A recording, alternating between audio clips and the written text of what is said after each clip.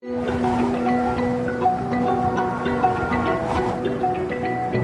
live in a world of relentless change. Huge migrations of people to new megacities, filling soaring skyscrapers and vast slums. Ravenous appetites for fuel and food, unpredictable climate change.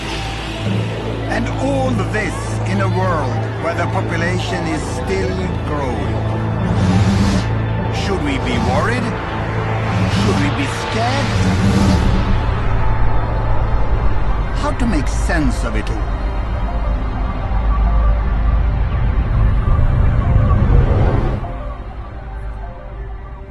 Seven billion people now live on this planet of ours. Isn't it beautiful? But when some people think about the world and its future, they panic. Others prefer not to think about it at all. But tonight, I'm going to show you how things really are. My name is Hans Rosling. I'm a statistician at... No, don't switch off! Because with the latest data from all countries, I'm going to show you the world in a new way. I'm going to tell you how world population is changing and what today's data tell us about how the future of the world will be. We undeniably face huge challenges. But the good news is that the future may not be quite as gloomy and that mankind already is doing better than many of you think.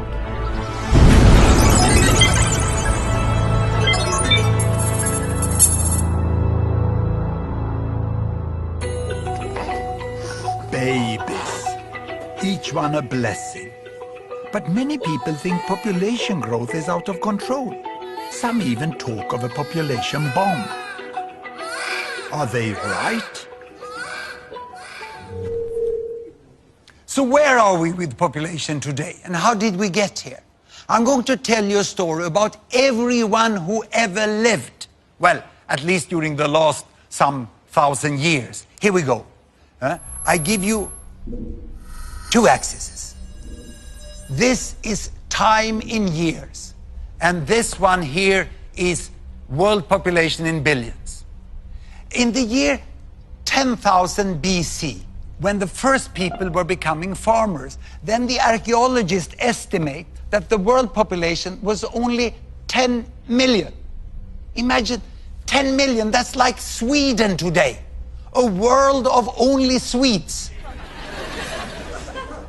But then, as the millennia passed by, more farmers, food and people, and great empires could emerge. Egypt, China, India, and finally Europe. And population continued to grow, but very slowly. And I stop here at the year 1800, because 1800, that's when world population became 1 billion. Imagine all that time, the population growth was just with a tiny fraction of 1% through thousands of years. But here, 1800, with the Industrial Revolution, everything changed and population started to grow faster. In little more than 100 years, it reached 2 billion. And then, you know, when I was at school, it was 3 billion. And many people said, the planet cannot support more people. Even experts said that. But what happens was this, you know, we became 4 billion, 5 billion, 6 billion, 7 billion. Imagine, more than half of the world population have been added during my lifetime. And the number is still rising. Most of the population growth in recent years has been in Asian countries, like here in Bangladesh, where the population has tripled during my lifetime, from 50 to more than 150 million. It's now one of the most densely populated countries in the world. Some 15 million already live in the very crowded capital, Dhaka. People here, whether in the city or the countryside, are intensely concerned about the size of families. But a new Bangladesh is emerging. Like the Khan family, Mum Taslima, daughters Tanjina and little Sadia. and Dad Hanan. মহিলাদের সাজার জন্য বহুত time লাগে, পুরুষদের তো এত time লাগে না। হইছে তোরে বাবা, এই যে আবার হাত দিয়ে মুছে লেলে আর দিলে কিলা হইল। Both Taslima and Hanan come from large families themselves, but they've decided to have just 2 children. বাংলাদেশে এখন একটা স্লোগান আছে যেটা সবার ঘরে ঘরেই জানে যে 2টি সন্তানের বেশি নয়, একটি হলে ভালো হয়। আমার ভাগ্য ভালো যে আমাদের 2টা সন্তান, অনেক সন্তান হইলে তো তাদের খরচা দিতে পারতাম। 2টা সন্তান যে মনের মতন তো তাদের যেটা চাওয়ার এটা পূরণ করতে পারতেছি। তোমার আর কি? আমার পকেট খালি হয়ে গেছে। Taslima and Hanan are part of a cultural shift away from big families. And for Taslima, it's also become a job. She works for the government family planning service, which employs women like her in every village.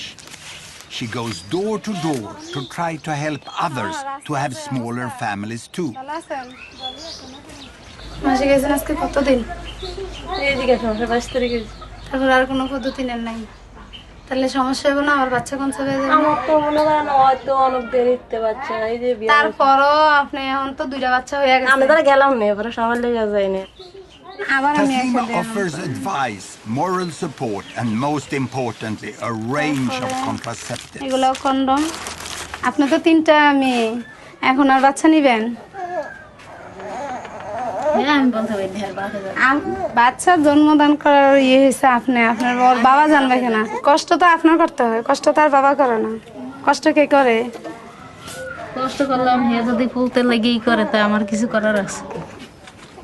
পিল দিয়ে দেই, মাসিক হওয়ার সাথে সাথে খাওয়া শুরু করবে।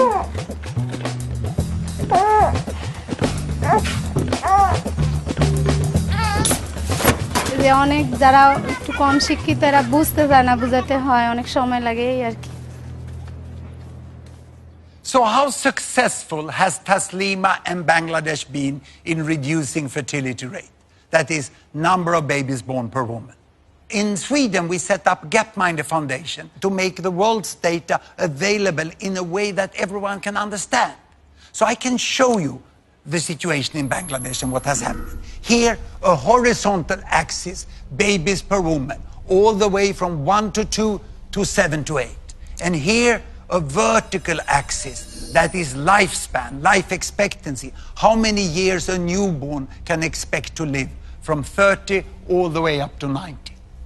Now, we start in 1972, a very important year for Bangladesh, the first full year of independence.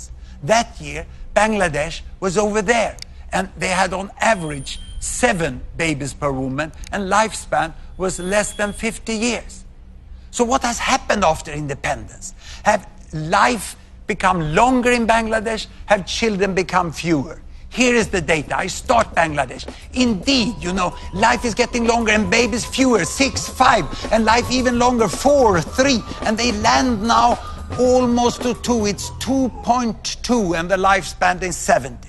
It's absolutely amazing. In 40 years, Bangladesh have gone from 7, 6, 5, 4, 3, 2. It's a miracle that has happened in Bangladesh. But is it only in Bangladesh?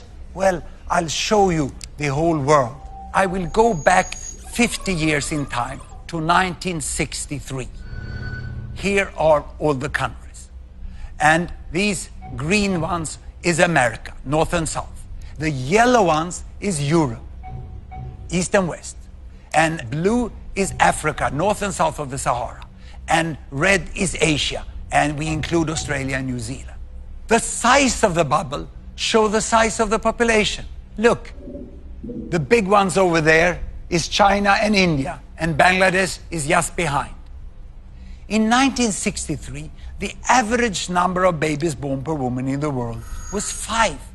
But it was a divided world. Can you see that? These countries over here, the developed countries, they had small families and long lives. And then there were the developing countries over here, and they had large families and short lives, and very few were in between. But now we'll see what has happened. I start the world. Here we go.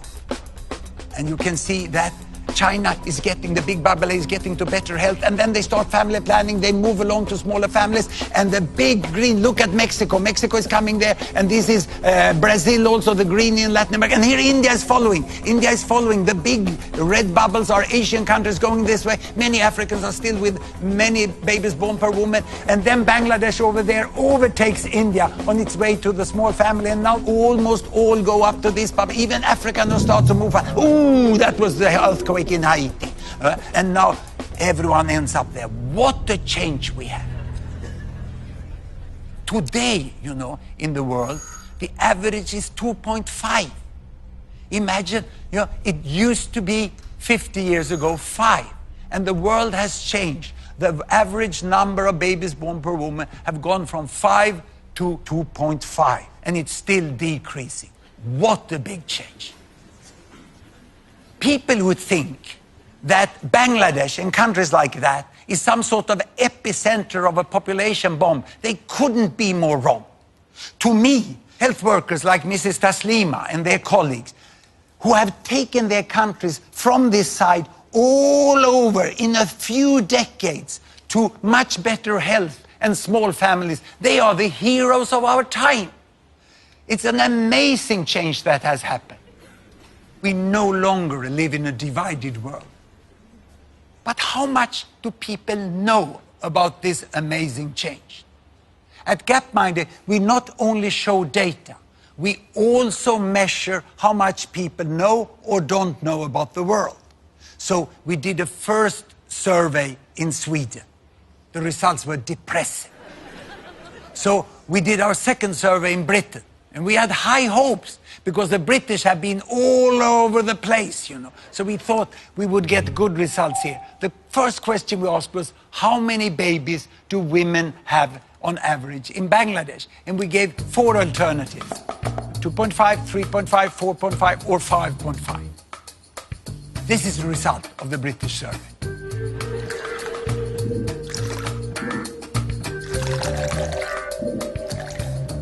But you know the right answer. It's 2.5. Only 12% of the British got it right. So we thought that perhaps it was those with low education who dragged down the result. So we segmented those who had been to the fine British universities and had a university degree. And here they are. This is the result.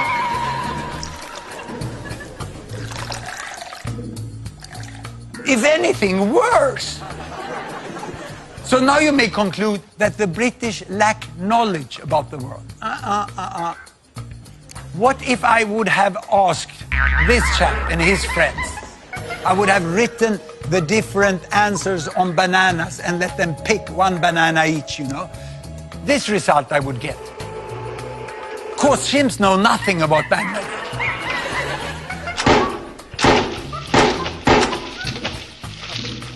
But by pure random, they will pick twice as many correct answers as the British. And of the British, you know, more than half of the British people think it's 4.5 or more. The problem here is not lack of knowledge, it's preconceived ideas. The British cannot even imagine, cannot even guess that women in Bangladesh have 2.5, and you know it's really 2.2 already. This is what the Brits don't know, that Taslima and her family are the norm in Bangladesh today, the most common family size. And it's not only there, it's all over the world. In Brazil, 2-child families. Vietnam, 2-child families.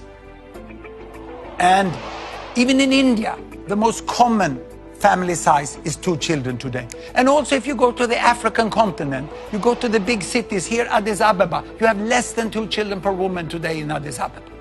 There can be Muslim, Buddhist, Hindu, Christian. There's not one religion, not one culture, not one continent where 2-child families cannot happen. This change from big families down to 2-child families is one of the most important things that have happened in the world during my lifetime. It's unprecedented in human history.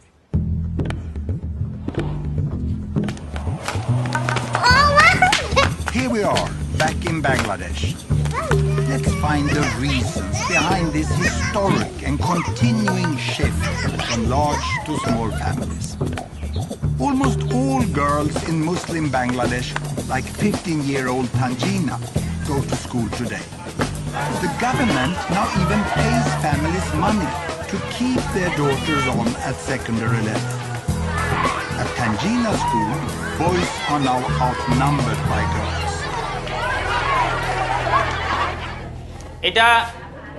এটা কি পরিবার? এদের খাদ্যের অভাব হবে?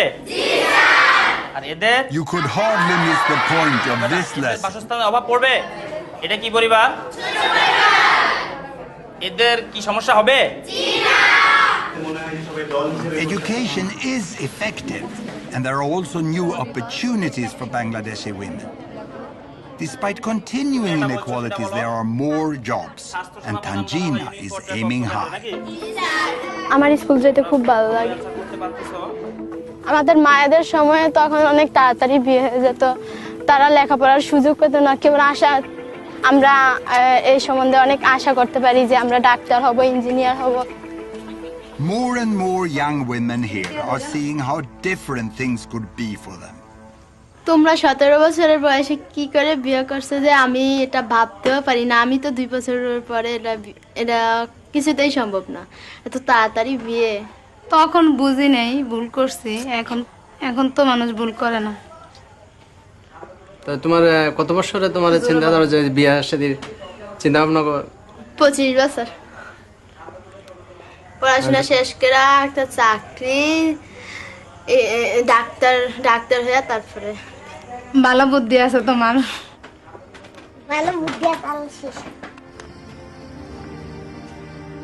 It's wonderful to see Taslima so full of hope for a bright future for her 2 daughters. But one essential transformation underpins the change in Bangladesh. It's a dramatic improvement in child survival.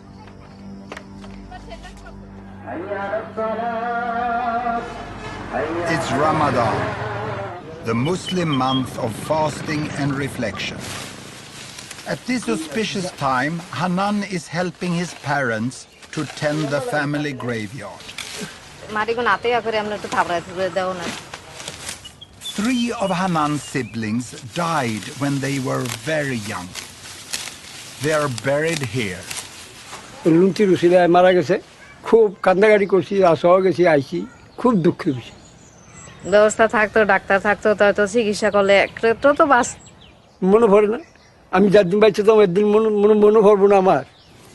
Back when Hanan's parents were a young couple, 1 in 5 children in Bangladesh died before they reached 5 years of age. All families lived with a constant fear of losing 1 or more children. আছে বাচ্চা আরেকজন হয়েছে, টুকুর মারা গেছে, তারপরে কেউ একটা বাচ্চাই হয়, তাহলে আবার নেও। এইভাবে থেকে এগুলি হয়েছে আর কি। এ সঙ্গে তো আর এই খেয়ালটা করি নাই যে অতিরিক্ত বাচ্চা যে এমনি নিতে আসি, ভবিষ্যতে অন্ধকার হইব না হইব। In the last few decades, Bangladesh has made great progress in basic health, particularly in child survival. Vaccines, treatment of infections, and better nutrition and hygiene have all saved the lives of millions of children. And as parents have come to see that all of their children are now likely to survive, the biggest obstacle to family planning has at last gone. Even in the slums of Dhaka, women now have on average just 2 children.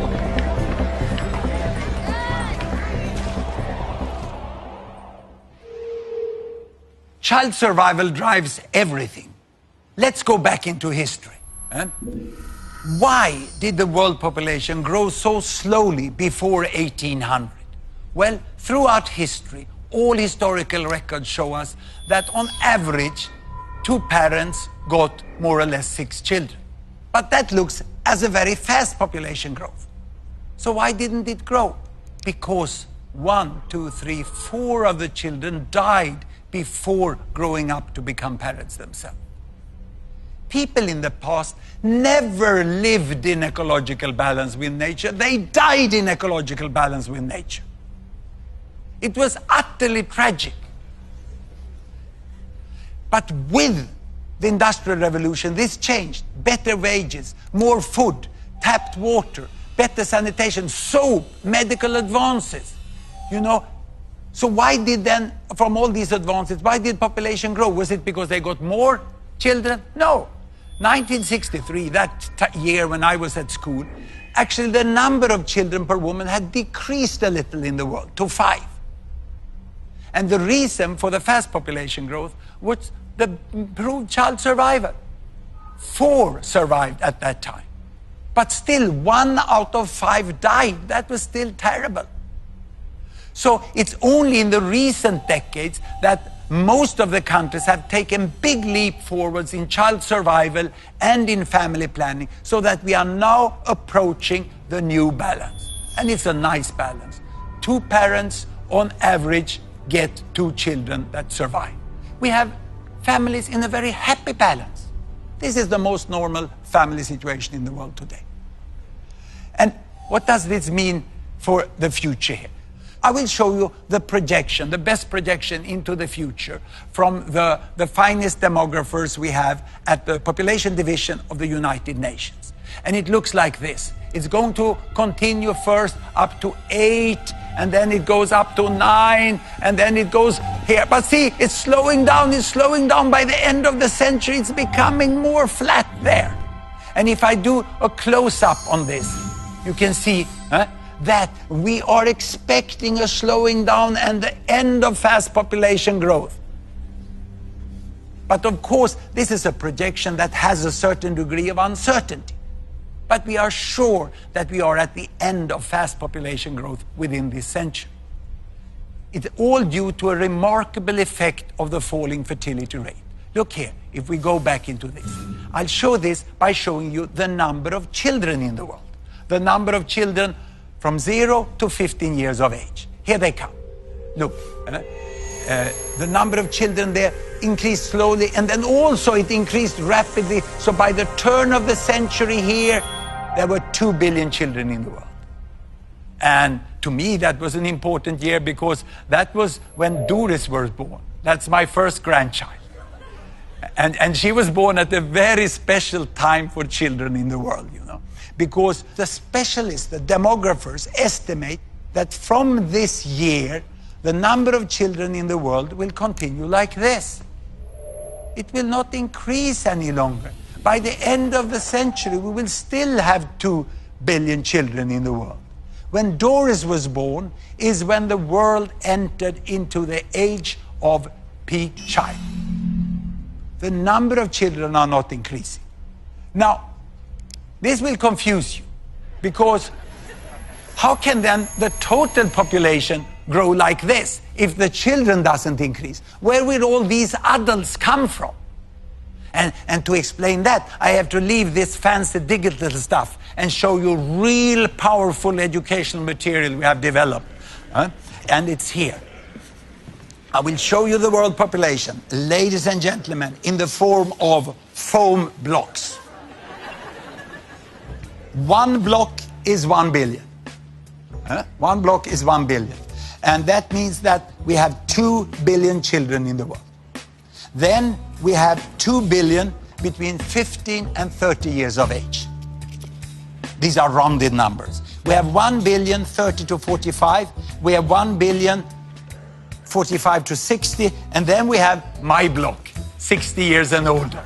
We are here on top. This is the world population today. And you can see that there are 3 billions missing, like here. Only few of them are missing because they have died. Most of them are missing because they were never born. Because back then, you know, before 1980, there were much fewer children born in the world because there were fewer women giving birth to children. So this is what we have today. Now, what will happen in the future? Do you know what happens to old people like me? They die. Yes, there was someone here who works in hospitals. Yeah? So they die. The rest, they grow 15 years older and have 2 billion children. These ones are now old, time to die. And then these ones grow 15 years older and they have 2 billion children. This one die and the rest grow 15 years older and have 2 billion children. And without increasing the number of children, without increasing the length of life, we have 3 billion people more by this big inevitable fill-up of adults, which will happen just when the large young generations grow up. Now, there's one more detail, which is good news for the older ones here, like me, that it's estimated that the old people will live a little longer. So we have to add 1 billion more for the old here on the top. And I'm desperately hoping that I will be part of that group, because then I can live long and read the annual statistic as they come reporting every year. But when I talk to many fine environmental activists, which are really have a good concern about the environment, they very often tell me, we have to stop population growth at 8 billion. But when I then talk with them, first they don't know that we have reached peak child. And then they are completely unaware that most of the remaining population growth is an inevitable fill-up of adults. So we will end up with more or less this amount of people. So we know how many billions there will be, but what about where they live? Now and in the future. There you have the world, and here are the 7 billion. Now, out of the 7 billion, 1 live in the America, North and South together. 1 in Europe, 1 in Africa, and 4 in Asia. So this is now, but how to remember this? I have a very simple way of remembering this.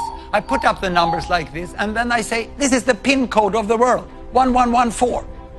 Now, what will happen up to mid-century? That we know fairly well. Europe, no increase. In fact, the European population is decreasing. In America, a little more people, mainly retired people in Latin America, so it makes no difference. It's more or less the same. In Asia, we will have 1 billion more. And then the population growth in Asia is over. In Africa, in the next 40 years, the population will double to 2 billion.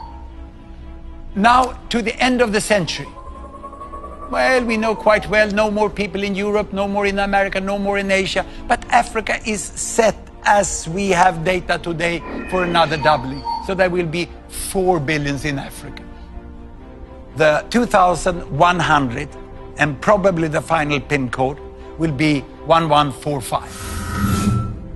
So in 2100, there will be quite a different world. The people who live in what I call the Old West, in West Europe and North America, will by then be less than 10% of the world population. 80% of the world population will be living in Asia and Africa. But will there be resources enough to sustain them? Well, this will be a huge challenge, and nothing will come automatically. But my take is that it is possible for all these billions to live well together.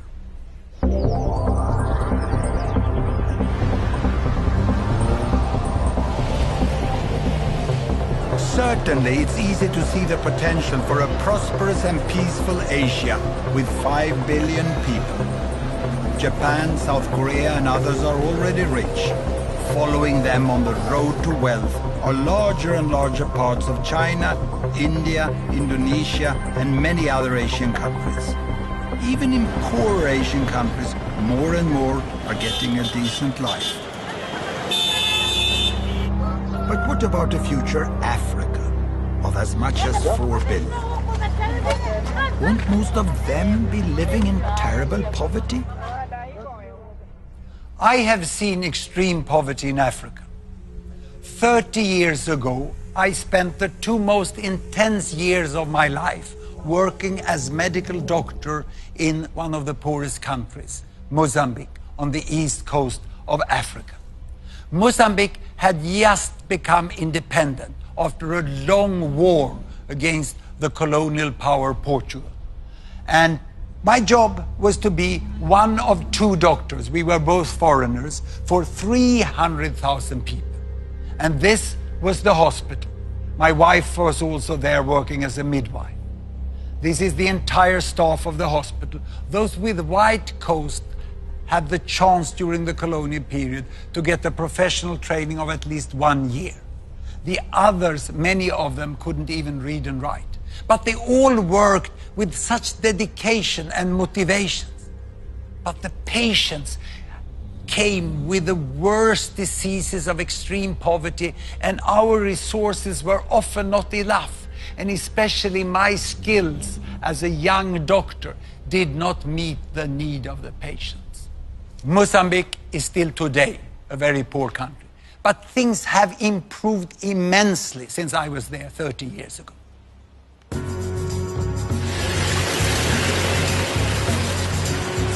For a start, there's now a brand new hospital in the town where I worked 30 years ago. The new, much bigger hospital has 15 doctors, and 11 of them are Mozambicans. All the staff are now well trained.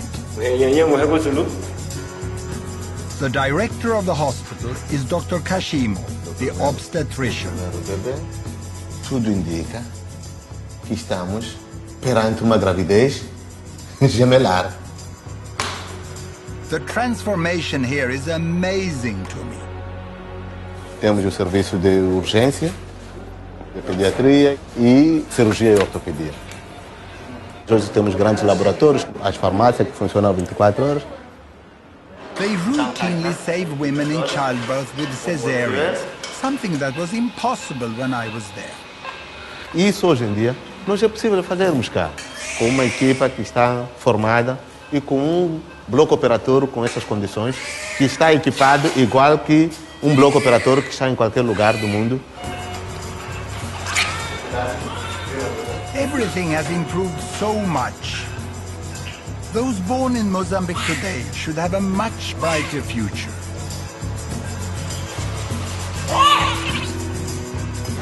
Not just because of better health, but a booming economy too, with busy ports and markets, and new industries with lots of new jobs.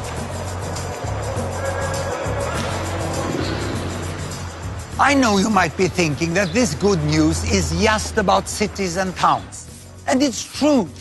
The worst challenge is in the rural areas where most people live. But things are changing here too. Deep in rural northern Mozambique lies the district of Mogovolas. This is home for Olivia, Andre, and their young family. Like so many other poor people in the world, Olivia and Andre are farmers, reliant on what they grow for what they eat.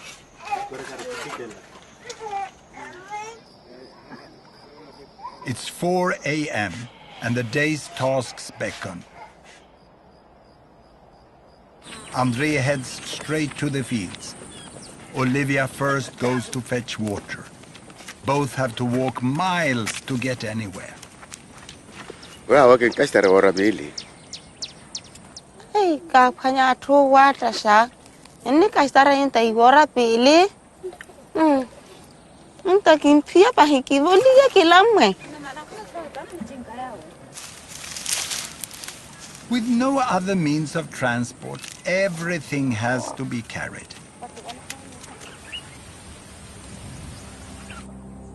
Olivia and Andre have 8 children. Fertility rates are still high in much of rural Africa, and it's the poorest families who have the most mouths to feed.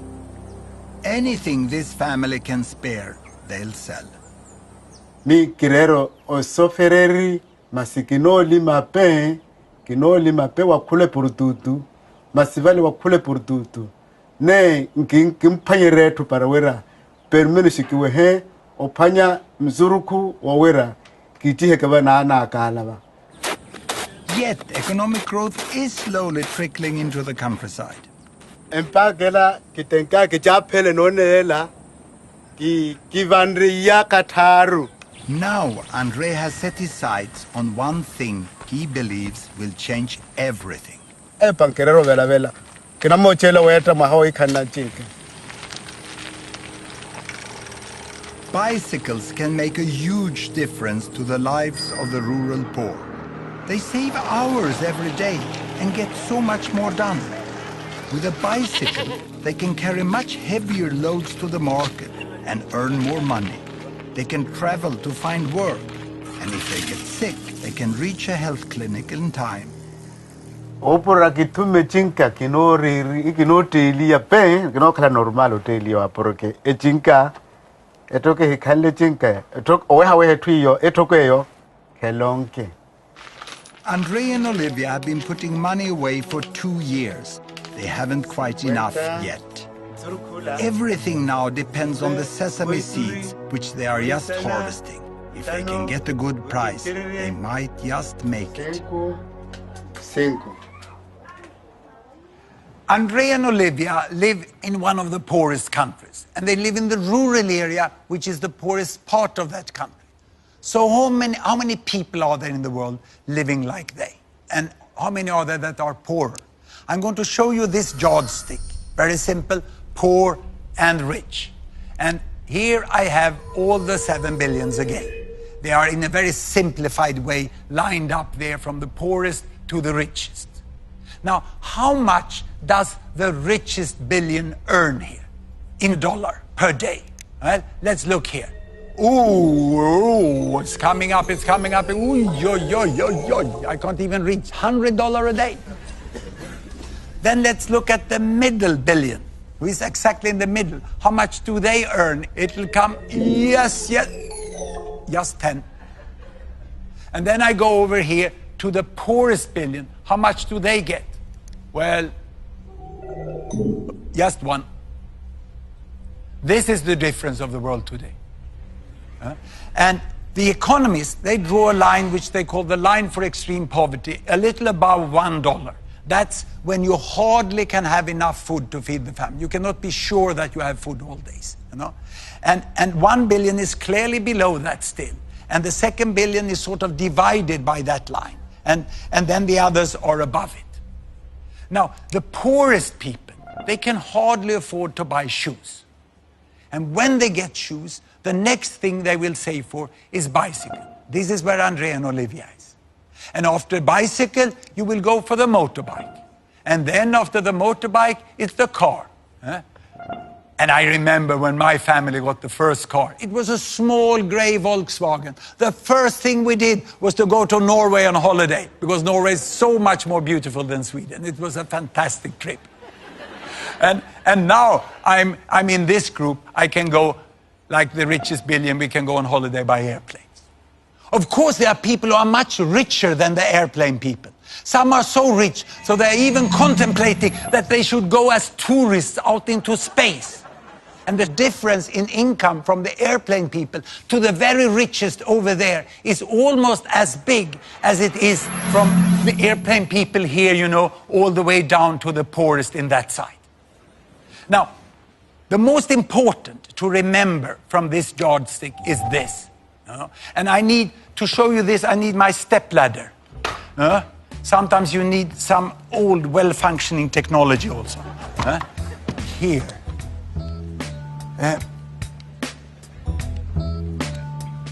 I can only reach up. Here they are. Now I'm at the top. The problem for us living on $100 a day is that when we look down on those who have $10 or $1, they look equally poor. We can't see the difference. It looks as if everyone is living on the same amount of money. And they say, oh, they are all poor. No, I can assure you, because I've met and talked with people who live down here, and I can assure you that the people down here, they know very well how much better life would be if they would move from $1 to $10, 10 times as much income. This is a huge difference, you know. And to understand this, this is what Olivia and Andre is trying to do now.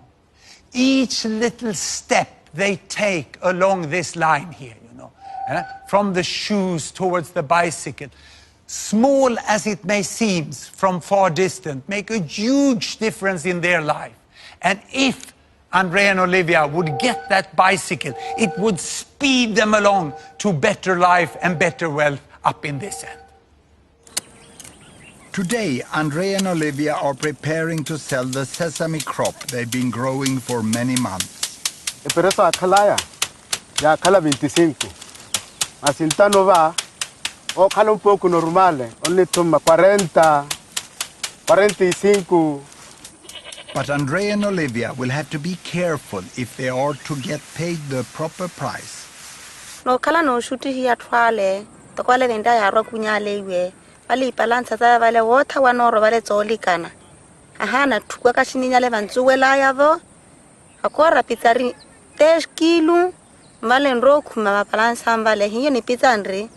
Balansa hu. Enro kuma vale 30 awoito. Andre is going to do the selling.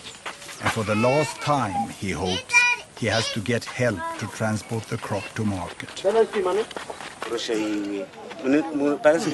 Andre now needs to keep his wits about him.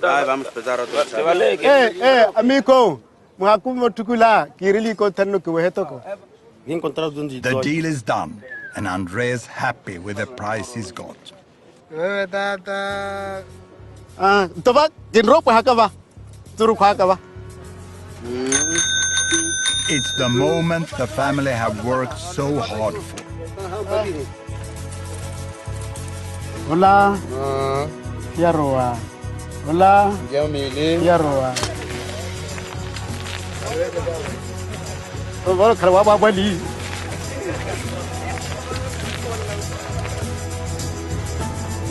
Andre's journey to market took all morning to walk. Now, in less than an hour, he can ride home.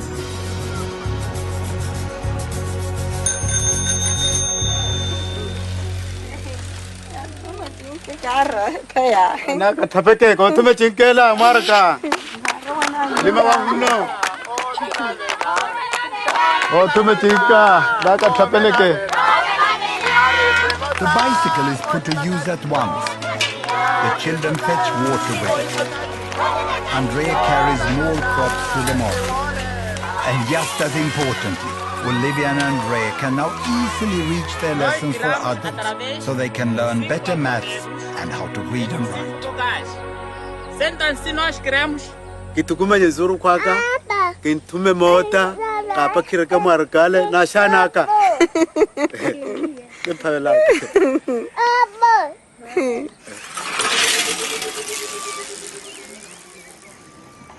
It's so great to see Olivia and Andrea pedaling their way out of extreme poverty. And they use the bicycle to go to literacy classes. Education is so important for the progress of people and nations. But how many know what has really happened with education in the world? Time for the Great British Ignorance Survey again. Here we go. We asked what % of adults in the world today are literate, can read and write. Can I ask the audience? How many guess 20%? Hands up. 40%? 60%? And 80%? This is the result of the British sample.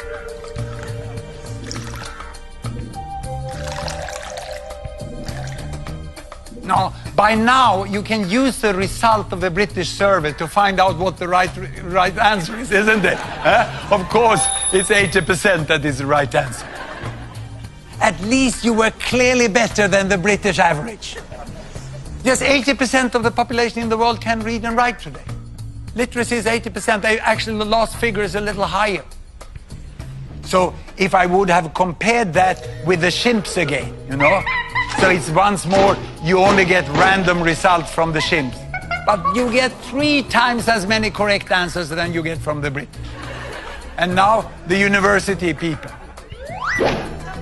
Perhaps they know this, or even worse. What on earth are they teaching at British universities?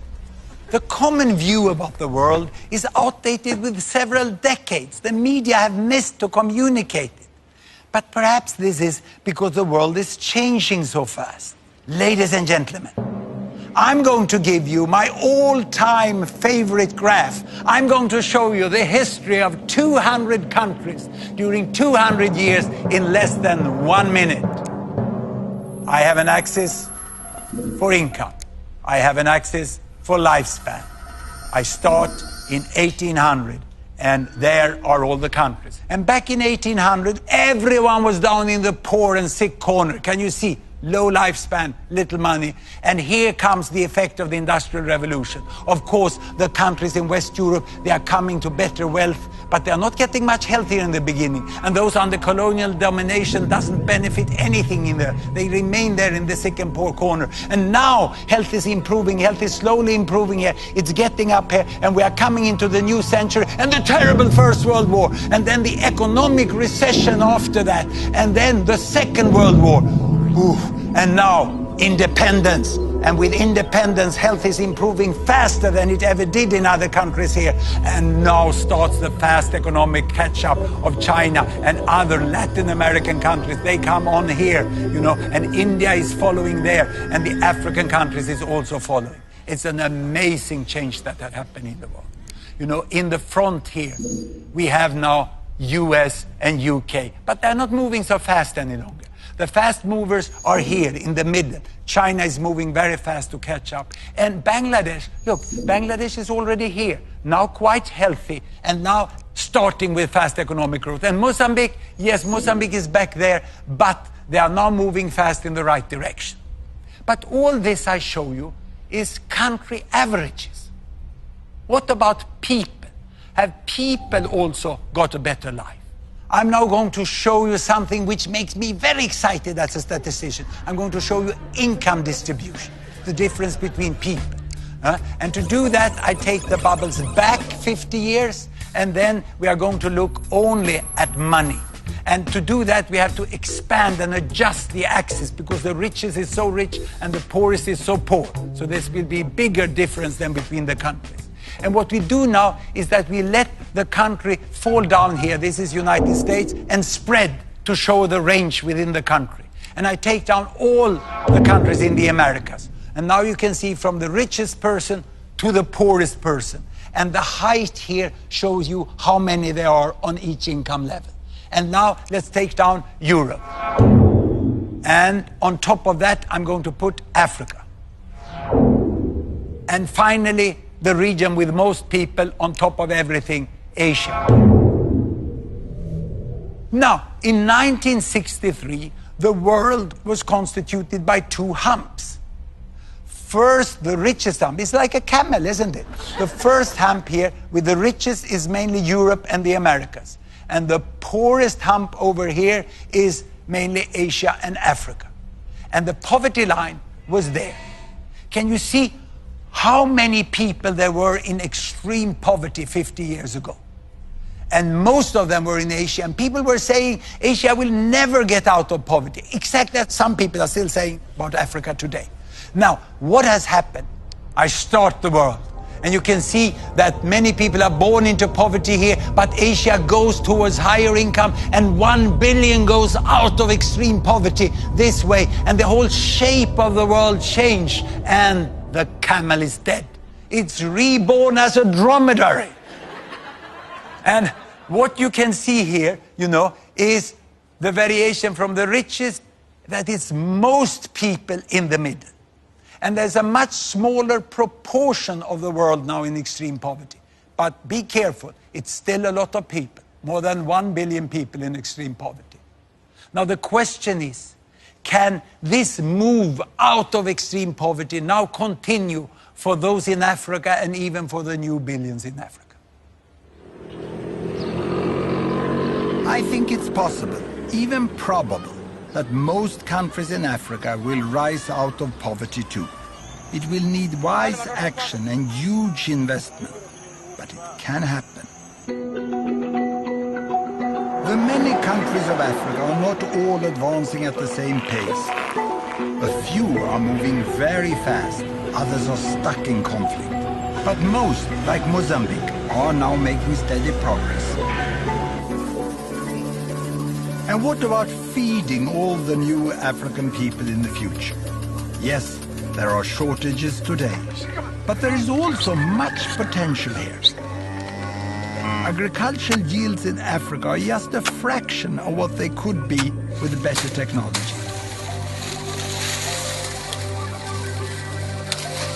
And Africa's rivers are barely tapped for irrigation. One day, Africa could hum with combine harvesters and tractors and grow food for many more billions. And please, don't imagine it's just me who thinks Africa can make it. The United Nations is about to set itself a new official goal, eliminating extreme poverty within 20 years. Everyone understands it's a huge challenge, but I seriously believe it's possible. Imagine if that would happen. Now, what we have seen so far is that the rich end, it moves. And the middle, it moves. But this poorest end is stuck. It's here in extreme poverty we find almost all the illiteracy. Here we find high child mortality and still many babies born per woman. It's like extreme poverty reproduces itself if you don't end it swiftly. But Andrea and Olivia and people like them, they work so hard to get away from it. And if they only can get the right help from their government and from the world at large, with things like school, health, vaccines, roads, electricity, contraceptives, then they will manage. But they will mainly manage by their own hard work. Here we go, go on, follow Andrea and Olivia across the line, It is possible within some decades, yes! But getting out of poverty is just the beginning. People want to continue along this line to a good life. But what does a good life mean? For most people in the world, the good life they are striving for will mean more machines and much more use of energy. So there's a problem, because all this adds to one of the great threats for the future, severe climate change. 80% of the energy the world uses is still fossil fuels. And the science shows that the climate may change dramatically in the future because of the carbon dioxide emission from continuing to burn all these fossil fuels. I'm not the best person to tell you how bad climate change will be, nor am I a specialist on how to prevent it. What I can do is to show you data to make you understand who is the one that emits the carbon dioxide. I will show this. You remember the yardstick from the poorest billion to the richest billion, from the one who hardly can afford shoes to the one who fly with airplanes. Now, this shows the total amount of fossil fuel used in the world during 1 year. Coal, oil and natural gas. And it represents more or less the total emission of carbon dioxide. Now, how much of that is used by the richest billion? Half of it. Now, the second richest billion? Half of what's left. Then you understand what the third use. Half of what's left. And the others use hardly anything. This is rounded numbers, but it clearly shows, that almost all the fossil fuel is used here by the 1, 2, 3 richest billions. More than 85% they use. Now, the richest billion here at least have stopped increasing, but we are yet to see whether they will decrease. And in the coming decades, it's the economic growth of these two that will increase the fossil fuel use and the carbon dioxide emission. Even if these ones over here come out of extreme poverty and get richer all the way to the motorbike, that doesn't contribute much to the emission of carbon dioxide. And regarding population growth, most of the additional billions in the next 40 years will be in this group here. But still, if you ask people in the richest end, they seem to get everything wrong. They look down on the world from their very high emission and then they say, oh, those over there, you cannot live like us. You will destroy the planet. You see, I find the argument from the people here catching up to be much more correct than logic. They say, who are you to tell us that we can't live like you? You better change first if you want us to do it differently. There are many essentials to having a good life that billions in the world do not yet have. Andreas village and house, and so many like them, don't even have electricity. Mozambique has huge coal reserves. And if it and the other poorest countries build affordable new power stations burning coal for electricity and industry, I don't think anyone who emits more carbon should interfere.